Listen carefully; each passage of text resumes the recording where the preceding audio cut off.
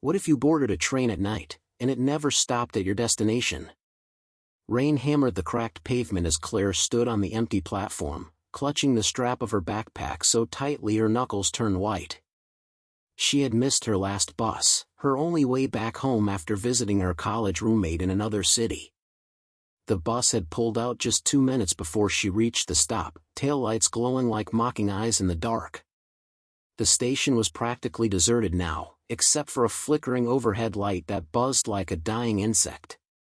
Claire cursed under her breath, digging in her pocket for her phone. Dead battery. Of course.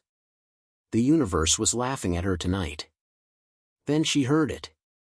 A low rumble, metallic and steady, vibrating through the rails beneath her shoes. A train. Claire frowned. According to the schedule posted in the dusty glass case on the wall, no trains were supposed to run this late. Midnight had long passed, and the next service wasn't until 5 a.m. Still, the sound grew louder. Headlights cut through the fog, and soon a long black train rolled into the station. Its exterior gleamed unnaturally under the dim lamps, as if freshly polished despite the rain. The cars looked older than any she had ever seen, curved windows framed with ornate metalwork, doors that opened with a hiss that echoed down the deserted platform. Claire hesitated. Something about the train felt wrong. Out of time, maybe. Like it belonged to another decade entirely. But the thought of wandering the streets alone until dawn made her stomach churn. She stepped aboard. The inside smelled faintly of smoke and iron, like old pennies left in a damp drawer. The carriage was dimly lit by overhead lamps that swayed slightly with the motion of the train. Plush seats lined the walls, their fabric worn but strangely spotless. A handful of passengers sat scattered throughout, an old woman with cloudy eyes staring out the window, a man in a suit reading a newspaper that looked yellowed with age, a child clutching a doll so tightly its porcelain head tilted at an odd angle. None of them looked up when she entered. Claire moved down the aisle, her wet shoes squeaking softly on the floor. She chose a seat near the middle, placing her backpack on her lap. The train shuddered, then lurched forward, pulling away from the platform with surprising speed. Relief washed over her. At least she'd get somewhere. She'd figure the rest out when she arrived at the next station. But minutes stretched into half an hour. Then an hour. No station. No stop. Just the same endless blur of countryside rushing past the windows, dark fields, clusters of trees, the occasional farmhouse with a single dim light glowing inside. Yet something about the view didn't sit right. The trees seemed too tall, too thin, their branches curling in unnatural angles. The houses looked abandoned the closer she looked, their roofs caved in, windows shattered. She glanced around the carriage. The old woman still stared, unblinking. The man with the newspaper hadn't turned a page. The child hadn't moved. A prickle of unease crept along Claire's spine. "Excuse me," she whispered, leaning toward the man in the suit. "Do you know when the next stop is?" He didn't answer. Didn't even blink. His eyes tracked the lines of the paper, but his hands never shifted. Claire leaned closer and realized the print wasn't in English, or any language she recognized. The letters curled like symbols etched into stone.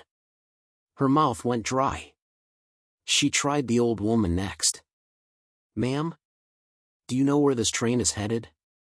The woman's lips parted slowly, painfully, as though it hurt to move them. A faint wheeze escaped her chest.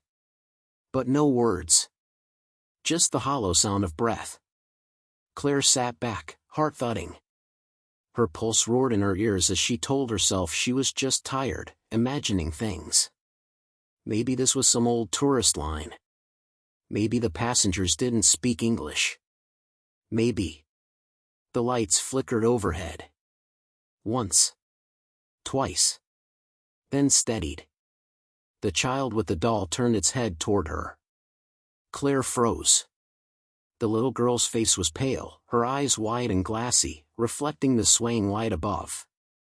Slowly, she raised one hand and stroked the doll's hair, her lips curling into the faintest smile. The doll's cracked face caught the glow, and for a second Claire could have sworn its eyes moved too. She shot to her feet, stumbling down the aisle toward the next carriage. Her backpack slammed against her hip, but she didn't stop until she shoved the connecting door open and stepped through. The next carriage was empty. Completely. No passengers, no luggage, just rows of worn seats and the steady hum of the train. She stood there, chest heaving, trying to convince herself she was overreacting. Then the door behind her slammed shut. Claire spun around. The carriage was darker now, as if the lamps had dimmed. She could still see her reflection faintly in the window, the faint outline of her face, her damp hair clinging to her cheeks. She stepped closer, pressing her hand against the cold glass. But the reflection didn't move with her. Her breath caught in her throat. She raised her hand. The reflection smiled. Claire stumbled backward, heart hammering so hard it hurt. Her backpack slid from her shoulder and hit the floor with a dull thud. The train lurched suddenly, throwing her into the nearest seat. The windows blurred again with that impossible countryside, and somewhere down the length of the train, she swore she heard a sound that wasn't the engine. A faint, echoing whisper. Her name. Claire. The whisper had been faint, like air rushing through a crack, but Claire knew she hadn't imagined it. It was her name, clear and deliberate, drawn out with a softness that was somehow worse than a shout. She pressed back into the seat, her nails digging into the armrest as her eyes darted to the far corners of the empty carriage. Nothing moved. Only the steady rhythm of the train, the gentle sway of the lamps above, and that endless countryside sliding past the glass. She forced herself to take a breath. She needed to stay calm. It could have been the engine, the wind, her own exhausted brain conjuring sounds where there were none. After all, she hadn't slept in almost a full day. Stress and fatigue played tricks, that was all. Then it came again. Claire. This time, the whisper seemed to come from the seat directly behind her. The syllables stretched too long, almost serpentine, curling into her ears. Her skin broke out in goosebumps, and she turned so fast her neck cracked. The row was empty. Her breathing quickened. She stood, snatched her backpack off the floor, and moved down the aisle toward the far end of the carriage. Every step echoed unnaturally loud, as though the floorboards amplified the sound. Her hand trembled as she reached for the door leading to the next compartment. The cold handle bit into her skin as she twisted and shoved it open. The next carriage wasn't empty. At least a dozen passengers sat scattered across the seats. Men, women, a teenager with headphones, a mother cradling her infant. Relief poured through her, finally, people. Normal people. But the relief dissolved as quickly as it came. None of them were moving. Not a blink, not a twitch. Every passenger stared straight ahead, eyes wide open, as if frozen mid-thought. The infant in the woman's arms wasn't crying. Wasn't breathing. Claire stepped inside, her throat tightening. Hello? Can anyone hear me? Silence. She moved slowly down the aisle, her gaze darting from face to face. The teenager's headphones were plugged into nothing, the wire hung loose, cut at the end. The mother's skin was so pale it was nearly translucent, veins like faint blue lines across her neck. The man in the corner wore a fedora, his clothes decades out of style, his hands clasped over a pocket watch that ticked too loudly in the silence. Tick. Tick. Tick. Claire wanted to run, but something compelled her forward. Her eyes fixed on the uniformed figure near the far end of the carriage. At last, someone who looked like staff. The conductor. He stood perfectly still, one hand resting on the brass rail near the exit, the other clutching a small stack of tickets. His head was bowed slightly, as if examining them. But as she got closer, she saw his lips were moving. He was whispering something, over and over. Too quiet to hear. Claire swallowed hard, summoning her voice. Excuse me. Can you tell me where this train is going? The conductor's head snapped up so violently she flinched. His face was pale, his eyes bloodshot and too wide, as if the skin had been pulled back around them. For a moment he simply stared at her, unblinking. Then his mouth stretched into a grin that was far too broad, the corners splitting unnaturally into the flesh of his cheeks. Tickets, please, he said, his voice a low rasp. Claire fumbled with her backpack. She hadn't bought a ticket. She hadn't even seen a booth at the station, she had just climbed aboard. I don't have one, she stammered. The station was empty, there wasn't anyone. The grin widened. His teeth were crooked, jagged, stained a deep brown. He took a single step forward, and the floor seemed to groan under his weight. No ticket, he murmured, dragging the words out. No destination. Claire's chest tightened. Look, I didn't mean, if you just tell me where the next stop is, I'll pay. But he wasn't listening. His head twitched unnaturally, jerking to the side like a broken puppet. Slowly, he extended a hand. The fingers were long, too long, joints bulging like knots in wood. His nails were yellow, curved. Ticket, he repeated. Claire's instincts screamed. She backed away, bumping into one of the frozen passengers. The teenager's headphones fell from his lap, hitting the floor with a dull thud. The boy's head lolled to the side, and for the first time Claire saw his eyes. They weren't blank with shock or sleep. They were hollow. Empty sockets staring back at her. A strangled cry escaped her throat. She shoved past the seats, bolting toward the far door. She didn't look back at the conductor, though she heard the sound of his shoes dragging against the floor behind her. She burst into the next carriage, slamming the door shut behind her. This one was different, no passengers, no seats. Just a long, narrow corridor lined with mirrors. Dozens of them, stretching down either side, each reflecting her pale, terrified face. Claire staggered forward, her breath fogging the glass as she passed.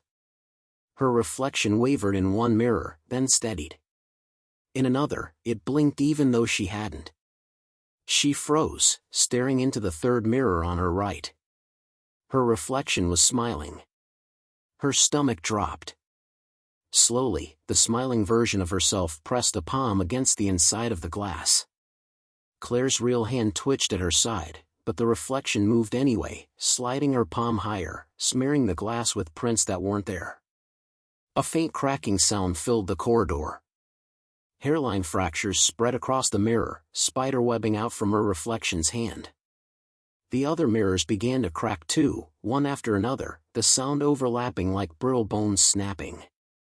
Claire stumbled backward, heart hammering. She turned to run, but the corridor stretched impossibly long now, mirrors multiplying on both sides, reflections all smiling with mouths that split too wide, too red. And then, through the shattering glass, she heard it again, her name, whispered from everywhere at once. Claire. The voice was deeper this time, layered, like 100 voices speaking as one. The mirrors trembled. Shards splintered and rained onto the floor. And from behind the reflections, something began to push forward. Something that looked like her. The mirror cracked wider with a sound like ice breaking across a frozen lake. Claire's pulse pounded in her ears as she watched the reflection press against the inside of the glass. At first, it was subtle, the way her double shoulders shifted forward, the way her eyes seemed sharper, hungrier than her own. But then the surface of the mirror rippled, as though it were water, and the thing inside pushed harder. The fractures spread, jagged lines crawling outward until the glass could barely contain the pressure. Claire stumbled back, her breath shallow, her shoes crunching over the shards that had already fallen. She didn't want to believe what she was seeing, but disbelief did nothing to stop the horror unfolding before her. The reflection tilted its head, grinning that same impossible grin she had seen on the conductor's face. Its lips moved. Let me out. Her own voice. Soft. Pleading. The other mirrors along the corridor quivered violently, their versions of Claire also speaking, their words overlapping in a rising chorus. Let me out. Let me out. Let me out. The sound filled her skull, drilling into her mind, and she clapped her hands over her ears in a futile attempt to block it. The voices only grew louder, until the glass began to tremble as though it might explode. Panic surged through her. She bolted, sprinting down the corridor as reflections slammed their palms against the inside of the mirrors. Some screamed, mouths stretching unnaturally wide. Others laughed, a high-pitched, manic cackle that echoed in the narrow space. The mirrors warped and buckled as she ran, the floor tilting under her feet. When she finally reached the door at the far end, she yanked the handle with all her strength. It refused to budge. Her frantic pulls rattled the frame, but the door remained sealed. Behind her, the mirrors cracked open wider, and her doppelgangers began to crawl halfway through, shoulders emerging, faces twisting, arms stretching unnaturally long as though their bones were liquid. Claire, one of them hissed, its jaw unhinging to impossible proportions. We're waiting. With a desperate sob, she slammed her backpack against the handle and threw her weight into the door. The lock gave with a metallic shriek, and the door burst open, spilling her into the next carriage. She stumbled onto her hands and knees, gasping for air, then scrambled to her feet to slam the door behind her. The mirrors fell silent. For a moment, all she could hear was her own ragged breathing. The new carriage was dim, its air heavy with dust and the scent of mildew. Her eyes adjusted slowly, and she realized she had stepped into something resembling a dining car. Long tables stretched down either side, their white cloths yellowed and stiff with age. Silverware was arranged neatly, untouched, though tarnished with time. Plates held food that was black with rot, some of it crawling with maggots that writhed and then stilled as if aware of her presence. She moved cautiously between the tables, her shoes muffled on the carpet. The silence was oppressive, heavy, pressing in on her skull until she wanted to scream just to break it. And then she noticed she wasn't alone. At the far table, 4 figures sat. Their bodies were rigid, their clothes formal, as if they had been frozen mid-meal. A man in a tuxedo held a glass of wine halfway to his lips, though the liquid inside had thickened into something black. A woman in pearls gripped a fork embedded in a piece of gray meat. Another man leaned forward, mouth open, as though caught in the middle of a laugh. They didn't move, didn't breathe, didn't blink. Claire's stomach twisted. She told herself they were mannequins, props, anything but real. But then the woman's eyes rolled slowly in her direction, the movement small but unmistakable. Claire froze. The pearl-clad woman's lips began to peel back into a slow smile, her teeth clicking together as her jaw trembled.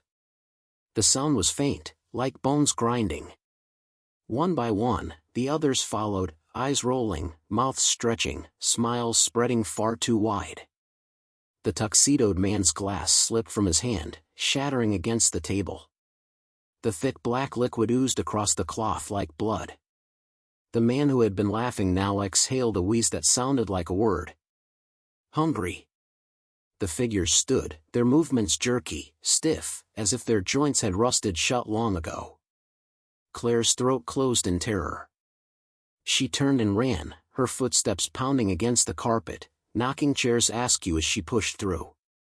The sound of scraping followed her, feet dragging, hands clawing across the tables, utensils clattering to the ground as the dinner guests gave chase. She flung herself at the next door, yanking it open before she dared to look back. As she slammed it behind her, she caught a glimpse of the pearl woman lunging, her hands curling into claws, her grin splitting wider than any human's face should. The new carriage was dark, so dark she could barely see. The only illumination came from a faint, pulsing glow that seemed to breathe with the rhythm of a heartbeat. The glow came from the far end of the car, drawing her forward despite every instinct screaming to stay put. Her legs moved anyway. As she walked, she realized the seats in this carriage weren't made of fabric at all. They looked organic, flesh-like, veined, their surfaces faintly slick as though sweating. When she brushed against one, it shuddered, releasing a low moan that made bile rise in her throat. The glow grew brighter. At the far end, a figure stood in the aisle. Tall, slender, dressed in what looked like another conductor's uniform. But this one wore no hat, and when it turned toward her, Claire's breath left her lungs. It was her. Not the twisted reflection from the mirrors, not a pale imitation, but a perfect copy. Her own face, her own clothes, her backpack hanging from the same shoulder. Only the eyes were different, dark, bottomless, like open graves. The double tilted its head. "You shouldn't run," it said, and though the voice was hers, it carried an echo, a second tone buried beneath. "The train already chose you." Claire's legs weakened. She wanted to scream, to deny it, but no sound came out. The double stepped closer, its movements graceful, predatory. The glow pulsed faster, syncing with the hammering of her heart. "The longer you run," it whispered, "the harder it will be to leave." The word leave struck her like a physical blow. Could she leave? Was there a way off this nightmare? Her double's lips curled into a faint smile, as if reading her thoughts. "There's only one stop," it said softly. "And you won't like it." The glow behind the double flared violently, and Claire finally found her voice. She screamed. The scream tore from Claire's throat, sharp and ragged, filling the carriage like a wounded animal's cry. But as soon as it left her lips, the sound seemed swallowed by the train itself, absorbed into the walls until it was nothing more than a whisper against the pulsing glow. Her double stood calmly at the far end of the aisle, eyes as black and depthless as a moonless sky. It didn't flinch, didn't blink, didn't even breathe. It simply stared at her with a gaze that felt endless, as though it were looking not at her body but at something buried deeper, something beneath her skin. Claire staggered back, bumping into one of the grotesque seats that shivered beneath her touch. The seat exhaled a wet sigh, and she recoiled, wiping her hand frantically against her jeans. Her mind was screaming for her to run again, to throw herself through the door and keep moving, no matter what waited in the next carriage. But her legs wouldn't obey. They had gone heavy, like lead. She stood rooted to the floor, watching her double draw nearer with the inevitability of a shadow at dusk. "You've been pretending," the copy said softly, its voice smooth yet undercut with that eerie, echoing distortion. "Pretending this is just a mistake, a wrong train, a dream you'll wake from. But you felt it the moment you stepped aboard, didn't you? The way the air shifted, the way the night bent around you. You didn't board by accident, Claire. You were called." The words slithered into her mind, cold and heavy. She shook her head violently, denying it. "No. I missed my bus, that's all. I didn't choose this train. I didn't even buy a ticket." The double's mouth twitched into something that was not quite a smile. "No one buys a ticket for this ride. The train doesn't wait at stations, doesn't announce itself. It simply appears, for the ones it chooses. You didn't step on board. You were taken." Claire's knees nearly gave out. She wanted to scream at it, call it a liar, but in her chest a deeper, quieter voice whispered that it was true. Something about the way the black train had glided out of the fog, unlisted, unscheduled, as though it had been waiting only for her. Something about the way the passengers stared without blinking, as if they weren't alive at all. A sickening weight settled in her stomach. She forced her voice through trembling lips. "Taken where?" The doppelganger tilted its head again, and for a moment its expression softened, almost pitying. "There is only one stop," it said. "The last stop. The only stop." Claire's throat tightened. What happens there?" The thing's smile widened. Its teeth gleamed in the strange glow, sharp where hers were dull, too many where hers were few. "You'll see soon enough." "But not yet." The train keeps moving until you're ready. Until you understand. No, Claire whispered. No, I don't want to understand. I just want to get off. I'll jump if I have to. Her double let out a sound that might have been a laugh, though it was hollow, humorless, and laced with something cruel. You've looked out the windows. Do you really think there's anywhere to jump to? Claire's blood ran cold.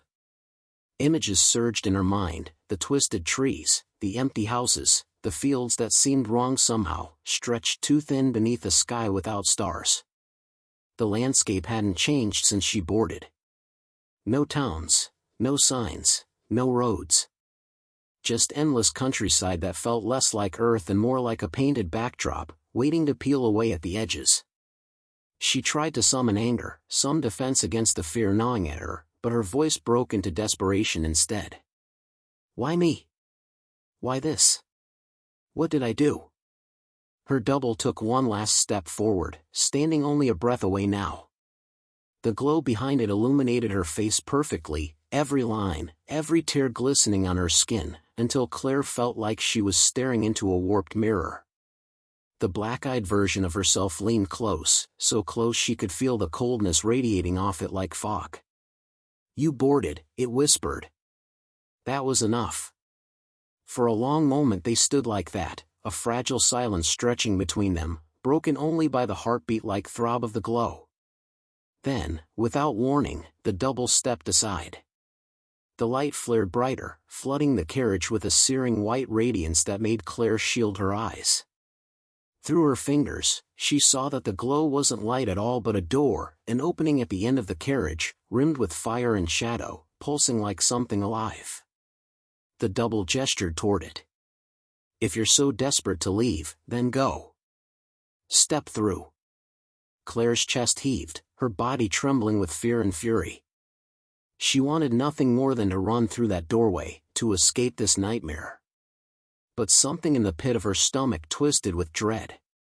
This wasn't an exit. It was a trap. The way the light flickered like a heartbeat told her it wasn't freedom waiting beyond, it was something that wanted her. She shook her head slowly, her voice breaking. No. That's not the way out. The double's grin faltered for the first time, replaced by something colder. Its black eyes narrowed. You're learning, it murmured, almost to itself. But the train doesn't like hesitation. It feeds on it. Before Claire could ask what it meant, the floor beneath her feet lurched violently. The train groaned as though the metal itself were in pain, and the carriage tilted sharply to the side. She stumbled, clutching at the fleshy seat beside her, which quivered under her grasp like a living thing. The glow at the far end sputtered and collapsed into darkness, leaving her gasping in the sudden dimness. When the lights flickered back on, her double was gone. The carriage was empty again, silent except for the low hum of the engine carrying her forward. But the words still echoed in her skull, chilling her blood with every repetition. There is only one stop. The last stop. The only stop.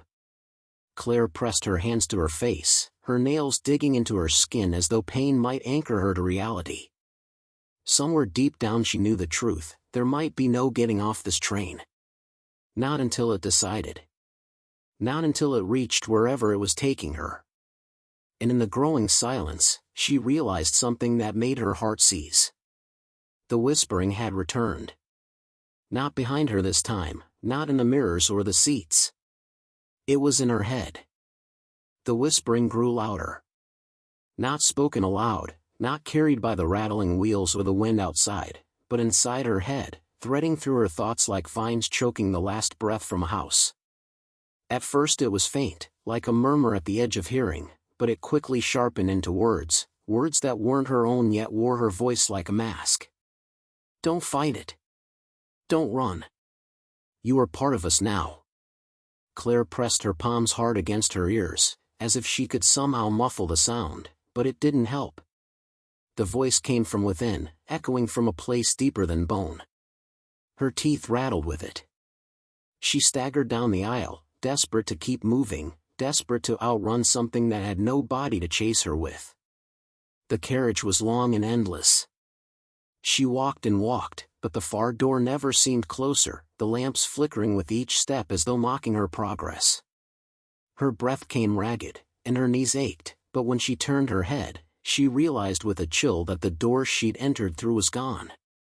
Behind her stretched only more carriage, row after row of the fleshy, vein-laced seats that seemed to pulse faintly in rhythm with the whisper in her skull. Her chest tightened. It wasn't just in her head. The train itself was whispering. She slowed, dread curling through her gut as she reached out and pressed a trembling hand to the nearest seat. The surface quivered beneath her touch, warm and damp like the skin of some great animal. And then, faintly, almost too quiet to hear, a sound rose up through her fingertips. A heartbeat. Claire recoiled, stumbling back so hard she nearly tripped over the aisle's carpet. The hum of the train deepened, vibrating the floorboards beneath her shoes. She stared at the rows of seats and realized, with icy horror, that they weren't made for passengers at all. They were part of the body. Organs disguised as upholstery. This wasn't a train. It was alive. Her stomach turned violently, bile rising in her throat, but she forced it down. She needed to move. Needed to get out of this carriage before the thing that was the train decided to make her part of it. She bolted forward, legs pumping, ignoring the way the lamps flared overhead and the heartbeat quickened in the walls. At last the far door appeared, almost materializing from the dim air. She grabbed the handle and yanked it open, throwing herself into the next compartment. This one was colder, the air sharp and biting against her damp skin. She slammed the door shut and leaned against it, panting. But the relief was short-lived. The carriage was filled with passengers. Dozens of them. More than she had seen in all the previous cars combined. They filled every seat, every row, their bodies hunched forward, their heads tilted at odd angles as though broken necks held them in place. The stench of decay wafted toward her, thick and nauseating, making her gag. And then, as one, they turned their heads to look at her. The sound of vertebrae grinding echoed through the space as dozens of eyes, cloudy, hollow, bloodshot, fixed on Claire at once. Their faces were slack, waxen, expressions frozen in grotesque half-smiles or silent screams. For a moment they didn't move. They simply stared, and that was somehow worse than an attack. Claire pressed herself against the door, fingers trembling as they searched blindly for the handle. "Stay back," she croaked, though her voice was barely a whisper. The passengers rose in unison. The sound of bodies shifting, of feet dragging across the floor, filled the carriage. Some moved stiffly, like puppets pulled on tangled strings. Others jerked and twitched as though electricity coursed through them. One woman's jaw fell open with a wet crack, unhinging wider and wider until it dangled against her chest. A man in a bowler hat shuddered, his arms bending backward at grotesque angles as he reached for her. Claire spun, wrenching the door open behind her. But the moment she stepped back into the previous carriage, her breath froze in her chest. It wasn't the same car anymore. The fleshy seats, the pulsing heartbeat, they were gone. Instead, she stood in another corridor lined with mirrors. Dozens of them. Hundreds. Stretching infinitely in both directions. And every single reflection was moving toward her. Her double smile gleamed in the glass. "You can't leave," they said together, their voices harmonized into a terrible chorus. "The train is part of you now. You're part of the train. It feeds, and so will you." Claire's vision blurred with tears. She turned and stumbled back into the passenger-filled carriage, better the corpses than the mirrors, but the sight that greeted her was worse. The passengers were gone. Every seat was empty, save one. Her backpack. It sat neatly in the middle of the aisle, as if placed there deliberately. Slowly, trembling, she walked forward. The bag was exactly as she'd left it, the worn fabric, the loose strap. She reached for it with shaking hands, desperate for something familiar to cling to. But the moment her fingers brushed the fabric, the entire train shuddered violently, as though it had been waiting for her to make contact. The lights flickered out, plunging her into darkness. And in that suffocating black, the whisper in her head surged louder than ever before. Feed. The darkness that swallowed Claire wasn't the soft kind, not the gentle hush of night that comes with a moonlit sky. This was a total, smothering black, thick and heavy like a living thing pressing close to her skin. She could not see her own hands in front of her face, could not see the outline of the backpack she still clutched against her chest. All she could hear was the slow, monstrous groan of the train's bones as it thundered on into nowhere. Her heart pounded wildly, but beneath it there was something else, a deeper rhythm. It was the same heartbeat she had felt in the walls, but louder now, closer, resonating inside her own ribs as though her body were an echo chamber. She gasped sharply, clutching her sternum. For a horrifying moment she couldn't tell if it was her heart racing, or the train's. Then came the whisper again, not faint this time, but roaring like a command seared directly into her mind. Feed. She stumbled backward blindly, bumping into what felt like a seat, then another. Her foot caught against something soft, and she nearly fell. Reaching down, her fingers brushed fabric, smooth, cold, and damp.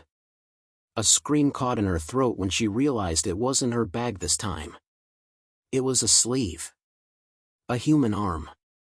She jerked away, hands trembling in the suffocating dark. The smell hit her next. Not faint decay like before, but sharp, raw rot that made her gag violently. The air was thick with it now, as though the carriage was swelling with the stench of something spoiled and ancient. And then, one by one, the lamps above her flickered back to life. She wasn't alone. The carriage was filled again. But the passengers weren't seated neatly in rows this time.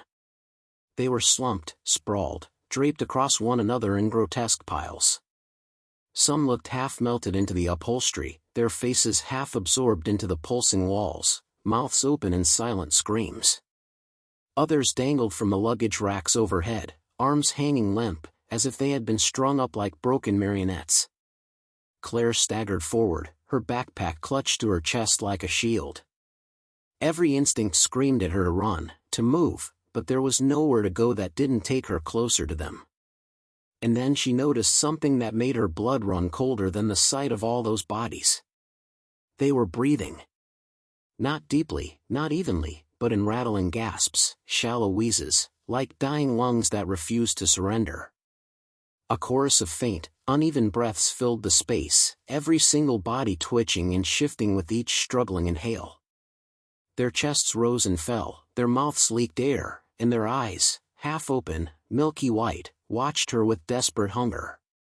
God, Claire whispered, shaking her head. God, no. One of them moved. It was small at first, a twitch of fingers against the seat, a spasm in a dangling leg. Then another, a head jerking upright, the sound of a throat groaning wetly. And another. And another. Until the whole carriage seemed to shudder alive with their movements. Arms clawed against the air, teeth snapped, bodies writhed against their fleshy restraints. And through it all, the whisper in her head grew louder, drowning out her own thoughts. The train is hungry. The train must feed. You will feed it. Claire pressed her back to the wall, sliding sideways toward the far door. Every step was agony. Every dragging sound of her shoes on the floor seemed to rouse the corpses further. She reached for the door handle with trembling fingers, but froze when she saw what was waiting just beyond the glass pane. The conductor. He stood there perfectly still, his uniform neat and unwrinkled, his cap pulled low over his face. But as the lamps flickered, Claire saw that his body wasn't casting a shadow. He lifted one gloved hand and crooked a finger toward her, beckoning. Slowly, deliberately, he reached up with his other hand and pressed it to the windowpane between them. A streak of red bloomed across the glass. Not ink. Not grease. Blood. The conductor smeared it downward, leaving a trail like a tally mark. 1. Then another. 2. Then 3. His gloved finger drew mark after mark on the glass, and Claire realized with a cold, sinking dread that he wasn't writing numbers. He was counting passengers. Counting meals. "No," Claire whispered, shaking her head. "No, I'm not." The whisper cut her off, stabbing into her skull with the force of a scream. "Feed." Suddenly, the nearest body lunged. A man in a tattered suit, half of his jaw missing, snapped upright with a sickening crack of vertebrae. He hurled himself at Claire with surprising speed.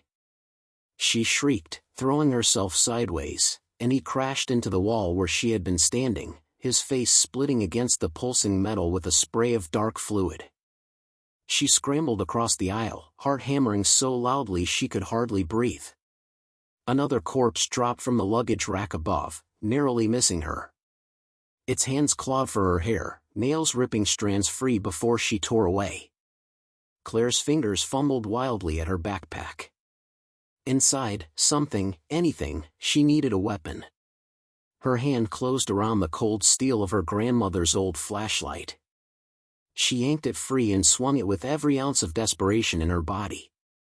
The heavy end cracked across a corpse's skull, shattering it like rotten fruit. Black ichor sprayed across her face, burning her skin where it touched. The corpse crumpled, twitching violently, before melting into the floor as though absorbed by the train itself. The metal beneath bubbled and pulsed, drinking the remains until there was nothing left but a slick, glistening stain. Claire froze, horrified. The truth slammed into her chest like a hammer. The train wasn't just alive.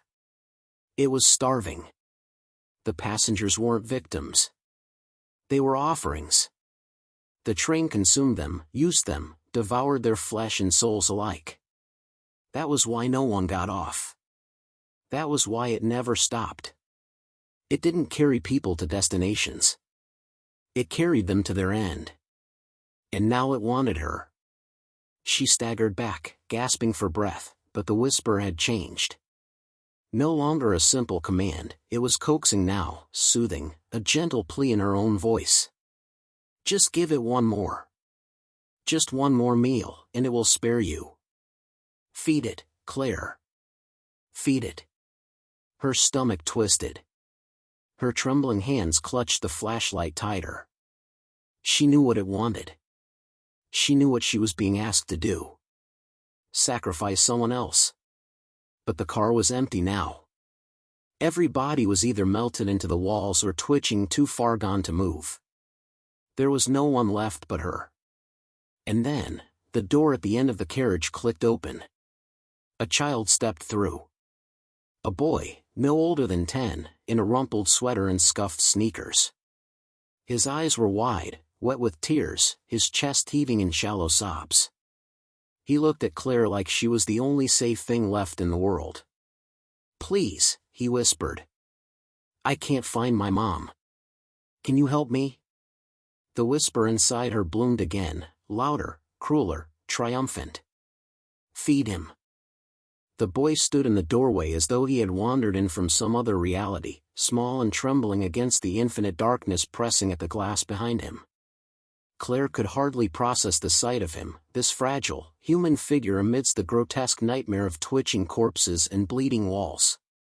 His cheeks were streaked with tears, his small fists clenched at his sides, and his voice, thin, raw with terror, was so ordinary it almost broke her heart. "Please," he whispered again, his lip trembling, "I can't find my mom." For a moment, Claire was frozen between two instincts, the primal human urge to scoop him up, to protect him, to reassure him that everything would be okay, and the dark, gnawing hunger in her head, whispering insistently, "Feed him. Feed him." It was louder now, so loud she almost staggered beneath its weight, as if the train itself had leaned closer to press its demand into her skull. Her stomach heaved. Her knees felt weak. She wanted to scream at the boy to run, to get out, but there was nowhere to run.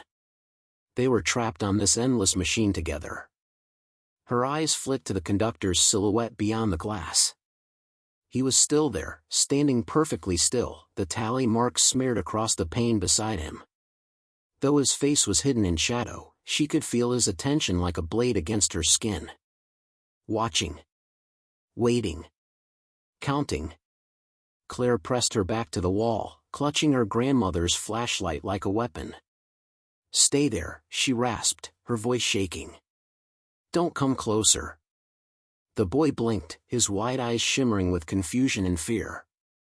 "But, I'm scared. You're the only one here. Please, I don't know what's happening. I just want to go home." The words pierced her. Home. The very thing she longed for but could not reach. Was it even possible that this boy was real? Or was he just another cruel trick of the train, another illusion meant to test her, to push her toward the choice it demanded? The train groaned, deep and hungry, as if impatient with her hesitation. The lights flickered overhead. With each flash of dim glow, she saw the corpses twitch and lurch, their milky eyes rolling toward the boy now, as though they too had been commanded to watch. "Feed him. Feed him. Feed him." "No," Claire whispered to herself, digging her nails into her palm until her skin split. "No, I'm not like that. I won't do it." The whisper in her skull shifted then. Softer. Insidious. It used her own voice this time, wrapping the words in the tone of reason, of survival. "If you don't, he'll die anyway. Everything here dies. But if you give him to the train, maybe you'll live. Maybe you'll be spared." Her breath hitched. Was it true? Was there really a bargain to be made? Could she live if she gave the train what it wanted?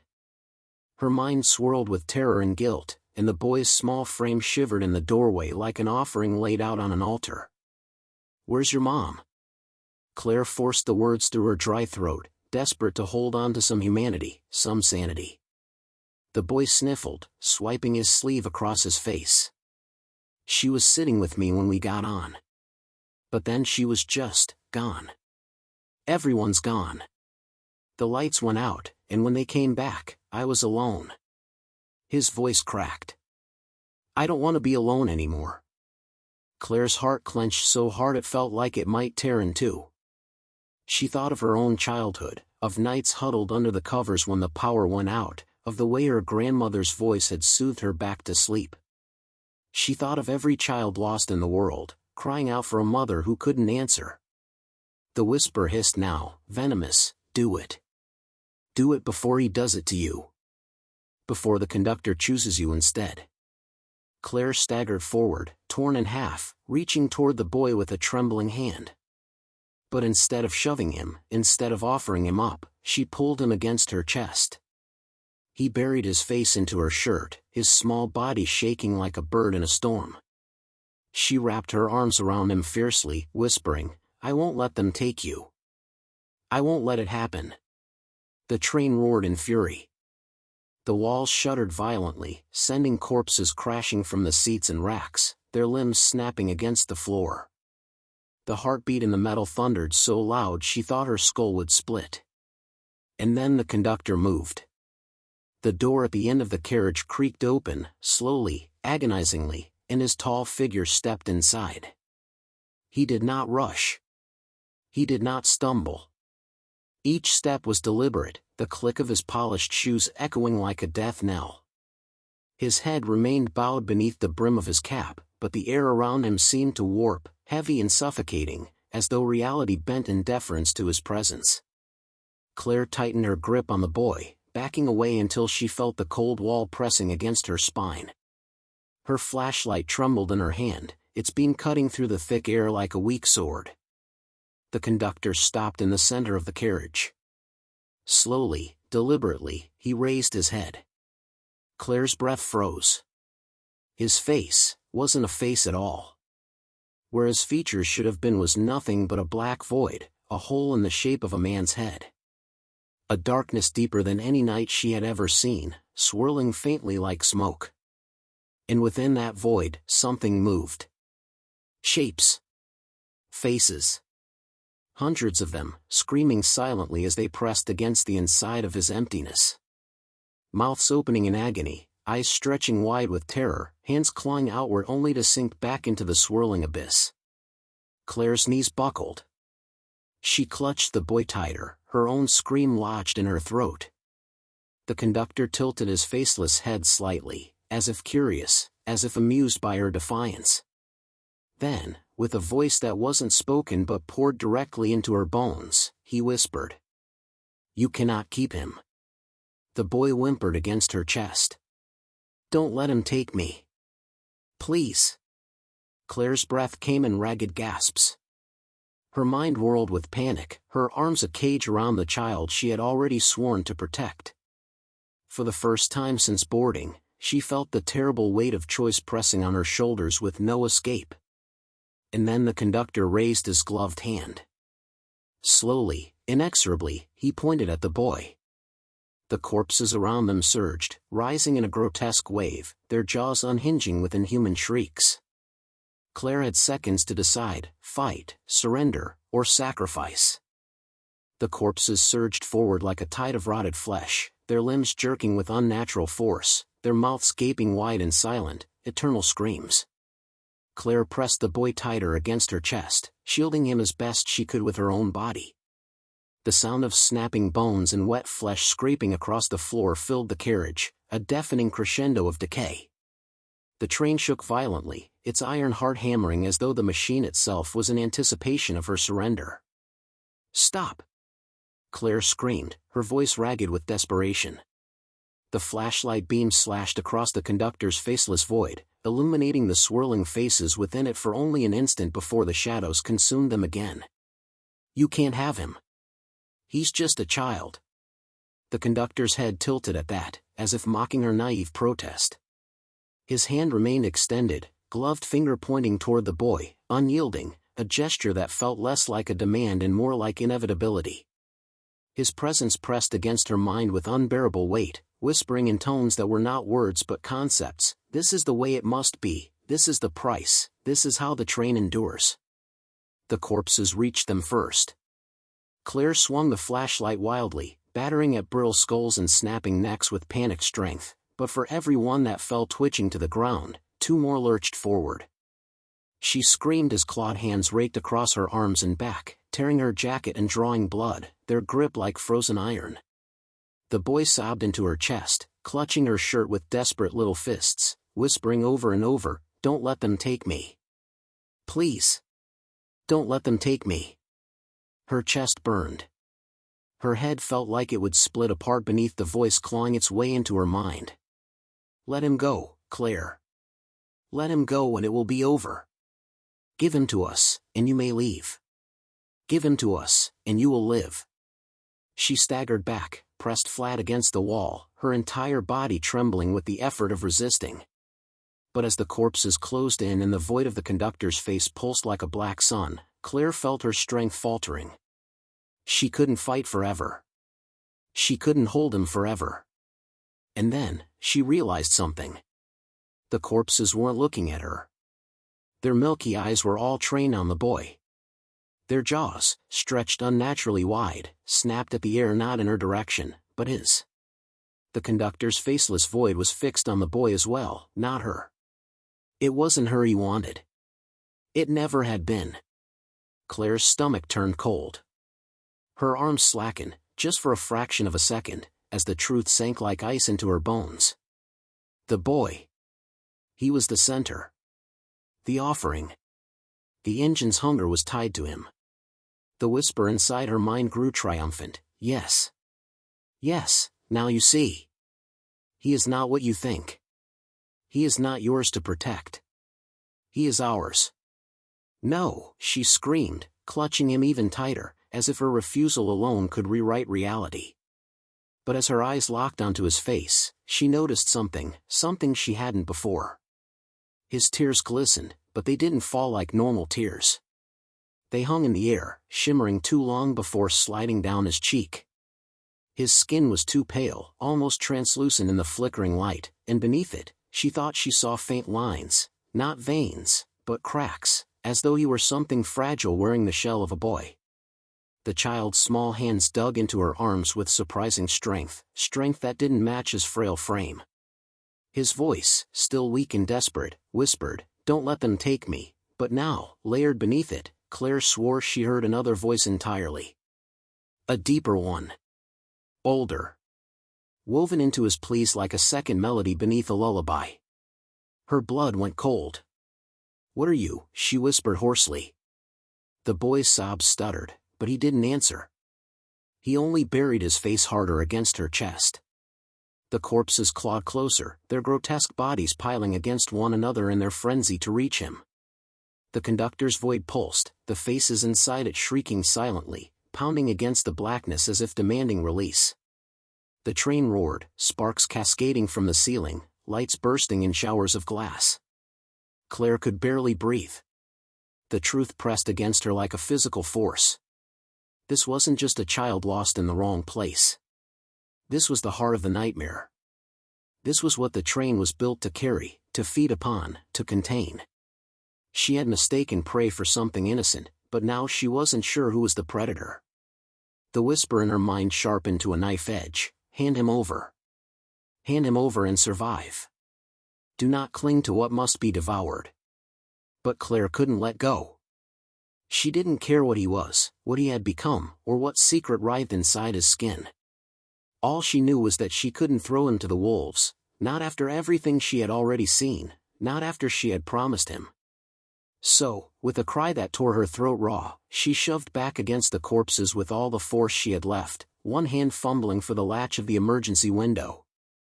It groaned and rattled, refusing to budge, but she screamed and slammed her elbow against it again and again until the glass cracked, splintering outward. The train shrieked in fury, sparks raining down in white-hot torrents. The conductor took one slow step closer. His void face loomed inches from her own. For the first time, Claire thought she heard his true voice, not in her head, but in the air. A sound like 1,000 doors slamming shut. "You cannot escape." The window shattered. Cold wind howled into the carriage, dragging with it the scent of something vast and endless outside, fields, forests, rivers, but twisted wrong, the landscapes impossible and shifting like reflections in a shattered mirror. Claire didn't think, didn't breathe. She wrapped her arms around the boy, pulled him tight against her chest, and hurled herself out of the window into the rushing blackness. The scream of the train chased her into the void. For an instant she felt nothing, no air, no body, no time. Just falling. Forever falling through the endless night. The boy clutched her like a drowning child, his nails digging into her flesh. And then, suddenly, her feet slammed onto solid ground. She stumbled forward, collapsing to her knees, gasping, eyes wide. They were no longer on the train. Claire raised her head. The boy trembled beside her. Around them stretched a landscape that looked almost like the countryside she remembered passing outside the window, rolling hills, distant trees, a silver river cutting across the valley. But the sky was wrong. It was too close, too heavy, pressing down with a weight that threatened to crush her lungs. And on the horizon, towering higher than mountains, was the faint, skeletal outline of the train itself, its windows glowing like the eyes of a predator watching from afar. The boy took her hand. His grip was warm, too warm. "Thank you," he whispered, his voice low, resonant now, no longer just a child's. His eyes glimmered when she turned to look at him. Not wide with fear anymore, but calm. Knowing. "You freed me." Claire's stomach dropped. The words, the tone, something ancient reverberated inside them, something that did not belong in a boy's mouth. The air around them quivered. The ground beneath her feet pulsed like a living thing. And Claire realized, with dawning horror, that she hadn't escaped the train. She had stepped into what the train was carrying. Claire's chest heaved as she tried to make sense of what had just happened. The air was heavy here, pressing against her skin as though she were underwater, every breath thick and metallic. The world around her shimmered faintly, like heat rising from asphalt, and though at first glance it resembled the countryside she had glimpsed through the train's windows, it was wrong in ways that made her stomach churn. The hills seemed to bend subtly, leaning inward as if they were watching her. The silver river didn't flow, it pulsed, like blood through a vein, each beat synchronized with the hammering in her chest. And far on the horizon, the titanic silhouette of the train glowed faintly, its windows like rows of watching eyes. It wasn't moving now. It only waited. The boy's hand remained locked in hers, his grip firm, no longer trembling. Claire's instincts screamed at her to pull away, but she couldn't. Her fingers were frozen against his, as though his warmth had seeped into her bones and bound her there. She forced herself to meet his gaze, and the sight made her blood run cold. His eyes, once wide and desperate, now burned faintly with an unnatural light, gold and crimson flickers that writhed like tiny flames. His pale skin seemed thinner now, stretched too tightly, and beneath it, she thought she saw the faintest movements, lines wriggling just beneath the surface, like shadows of something imprisoned within. He smiled faintly, and that was the worst of all, because it wasn't the smile of a child. It was calm, knowing, patient. "You freed me," he repeated softly, his voice no longer carrying the fragile innocence of before.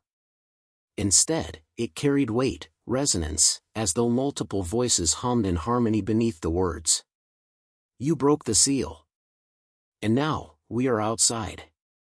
Claire staggered back, her hand finally slipping from his. She shook her head violently, as though denial alone might reverse what she had done. "No, no, I saved you. I pulled you out of there before he could." The boy tilted his head, watching her like a predator humoring its prey. "You saved yourself, Claire. That is the truth you cannot speak aloud.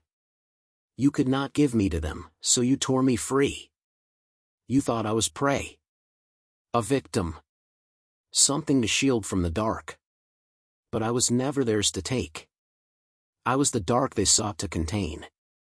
Her knees nearly buckled beneath her.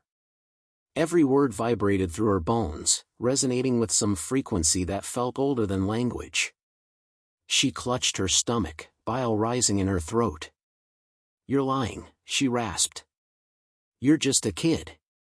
They were trying to scare me. This isn't real." The boy blinked slowly, his smile widening. "Do I look like a child?" Claire's breath caught. His form shimmered, for only a fraction of a second, as though his body was a reflection disturbed by rippling water. She saw something vast, something writhing, limbs like tendrils, eyes burning like embers in an ocean of blackness, a shape too large to comprehend. And then, just as quickly, the illusion snapped back into the frail form of a boy standing before her, wiping a tear from his cheek. "You see," he whispered. "You know." Claire stumbled backward until her shoulder collided with the trunk of a crooked, blackened tree. Its bark was slick, pulsing faintly beneath her touch as though it had veins. She yanked her hand away, gagging. If you were trapped in there, if they built that train to hold you, then why let me near you? Why show yourself as a child? Why this?" The boy walked toward her with slow, measured steps, his bare feet leaving dark imprints on the ground that sizzled faintly before fading. His eyes never left hers, and in them, she saw something terrible, not hunger, not malice, but inevitability. "Because you would never have taken my hand if I came to you as I truly am," he said. "But every prison requires a key. Every lock requires a hand to turn it. The train carried me endlessly, circle after circle, night after night, feeding on those foolish enough to board. But you," he paused, smiling wider, teeth too sharp in the fading light. "You cared. You refused to obey. You were willing to defy the conductor himself. And that made you perfect." Claire's stomach lurched. The whispers she had fought on the train echoed back into her mind now, clearer, sharper. She realized with horror that they hadn't been coming from the conductor at all, not entirely. They had been layered, woven together with another voice. His voice. She had never been protecting him. She had been protecting the very thing the train existed to contain. The sky above them rumbled, a low, groaning sound that made her bones ache. She looked up and saw cracks forming across its surface, jagged fractures spreading like shattered glass. Through them seeped a blinding light, and beyond the light, she glimpsed movement. Shadows larger than mountains pressed against the cracks, writhing, shifting, eager to burst through. The thing in the boy's skin, spread his arms wide, tilting his head back as if drinking it in. "Do you feel it, Claire? The breaking of the sky? The return of what was banished? The end of the endless rails?" Claire's breath came in short, sharp gasps. No, this can't be happening. I won't let this happen." Her eyes darted toward the horizon, to the monstrous train that still loomed, silent and watching. For the first time, she thought she understood. The train wasn't just a prison. It was a barrier. A vessel carrying this thing endlessly so it couldn't set foot in the world. And she had broken it. The boy turned back to her, eyes gleaming with molten light. "You think you have a choice still? You think you can fight what has already begun?" "No, Claire. You are part of me now. You freed me. You are my witness. And soon, you will be my vessel." Her blood froze. "You're, what?"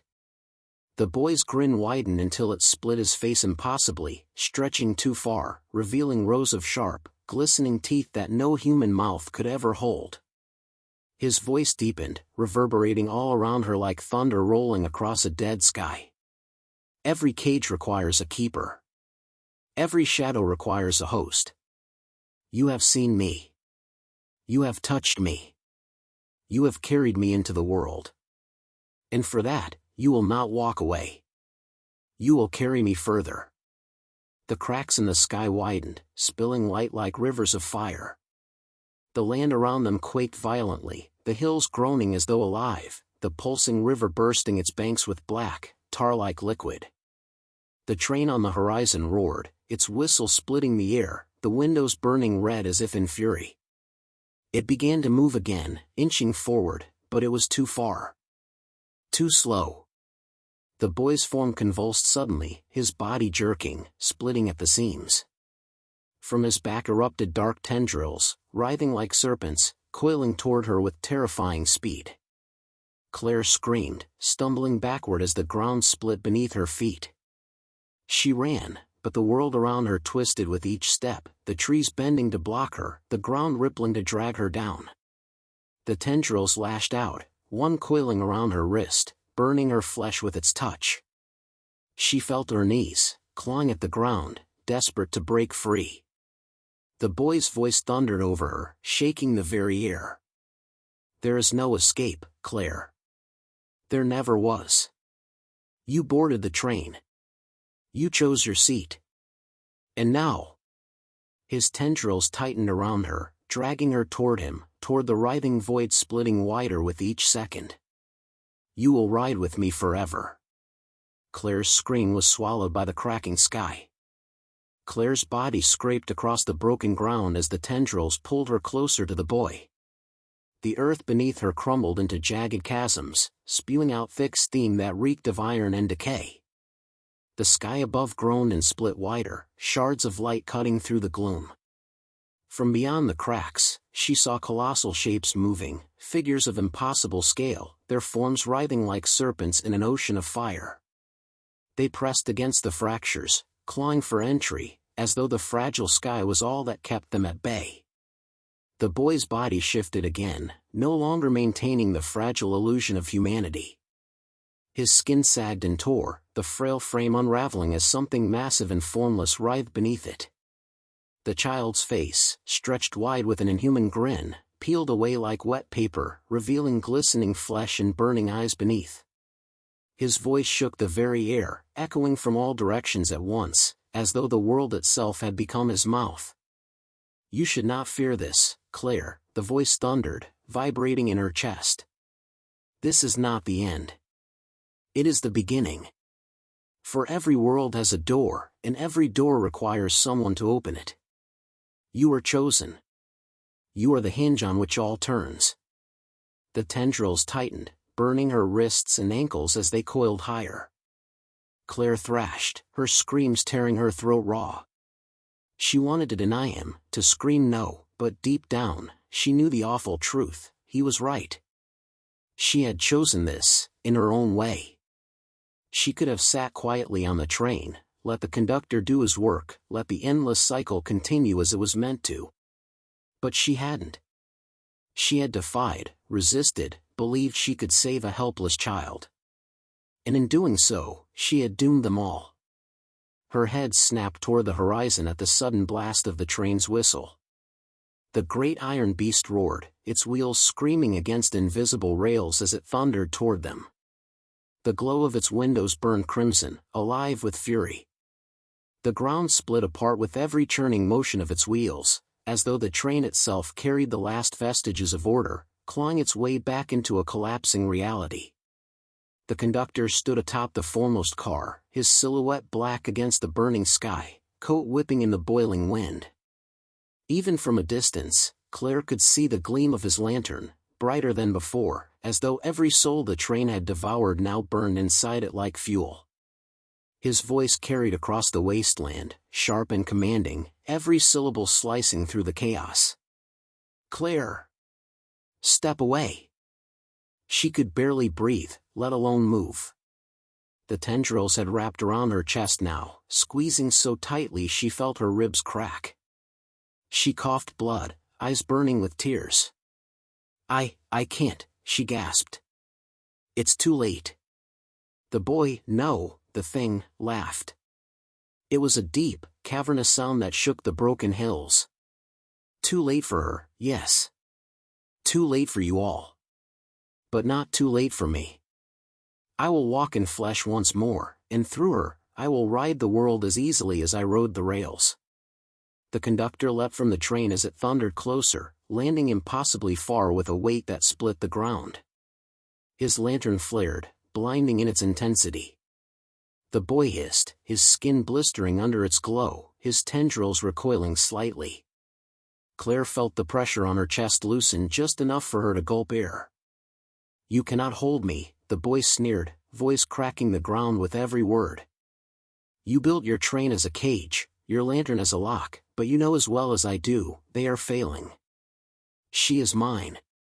She opened the way. You cannot unmake what has begun." The conductor raised the lantern higher, his voice steady, resolute. "Perhaps not. But I can still choose who rides with you." Claire's stomach turned to ice. The conductor was staring directly at her now, not the creature. His face was obscured, but she felt the weight of his gaze settle on her like a burden too heavy to bear. "You freed him, Claire," he said. "And now the train demands balance. Every prisoner requires a keeper. Every door requires a guardian. That is the price. You must pay it." Her mind reeled. "No. No, I didn't know, I didn't mean to." "You did," the conductor cut in, his tone unyielding. "Intent does not absolve. The train has no forgiveness. It only requires order." The boy's tendrils whipped outward, lashing the conductor, but the lantern's light repelled them with searing bursts of flame. The boy shrieked, his form warping, stretching, his true body pressing further against the fragile skin of this world. The ground quaked harder, the sky splintered wider, and Claire realized with a jolt of despair that it was all coming undone. The conductor's lantern blazed brighter, brighter still, until it was a miniature sun in the collapsing dark. His voice rang with finality. "You will board, Claire. Or all will fall." Her body shook violently, her mind screaming, "No, no, please, I don't want this, I can't," but some deeper instinct whispered what she already knew: there was no other way. She had been chosen the moment she reached for that boy's hand. She was the hinge. The vessel. The balance. The boy laughed again, his voice rising like thunder. "Yes, Claire. Be mine. Take me further. Carry me into your world, and I will give you eternity. You will never know death. You will never leave the rails." You will ride with me until the stars themselves burn out. The conductor roared over him. Or ride with me, and seal him again. Carry him. Contain him. Sacrifice freedom for eternity in the cage. The endless rails will be yours to walk, forever and ever. Her breath tore raggedly through her chest. Two choices, but both prisons. Freedom meant corruption. The cage meant eternity. Her hands trembled, torn between damnation and duty. The boy's tendrils yanked her closer, his burning eyes boring into hers. You already chose, Claire. The moment you pitted me. You belong to me. The conductor thrust out the lantern. No. She belongs to the rails now. Something broke inside her then, not her body, but her will. She realized the truth, she had never been a passenger. From the moment she boarded, she had been part of the train's design. The endless ride was not a punishment. It was a system. A cycle. And she was next in line. With a scream that was half terror, half defiance, Claire wrenched herself free from the tendrils, only to throw herself forward, into the conductor's lantern light. The world detonated in brilliance. She felt herself split, dissolve, scatter into countless fragments, each one catching fire before it could hit the ground. The boy shrieked, his form collapsing inward, sucked screaming into the vortex of light as the lantern devoured him whole. The cracks in the sky sealed, the burning horizon dimmed, the ground stilled. The boy was gone. The conductor was gone. The wasteland was gone. Claire opened her eyes, and found herself standing on a train. The carriage was quiet, bathed in the low amber glow of lanterns swinging gently from the ceiling. Rows of passengers sat in silence, faces slack, eyes hollow, gazing ahead.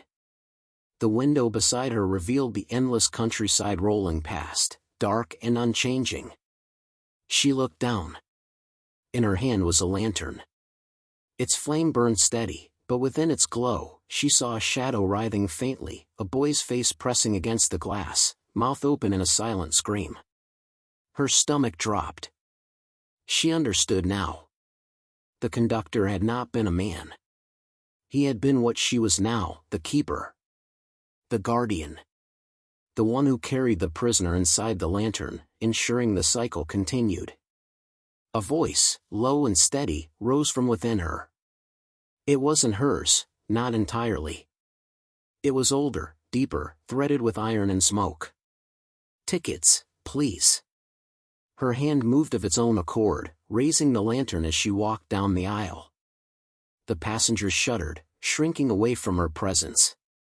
The train's whistle blew, long and mournful, as the endless rails stretched out into the dark. Claire felt tears burn her eyes, but she kept walking. She understood the truth now, the truth the boy had whispered. The train never ends. It only changes conductors.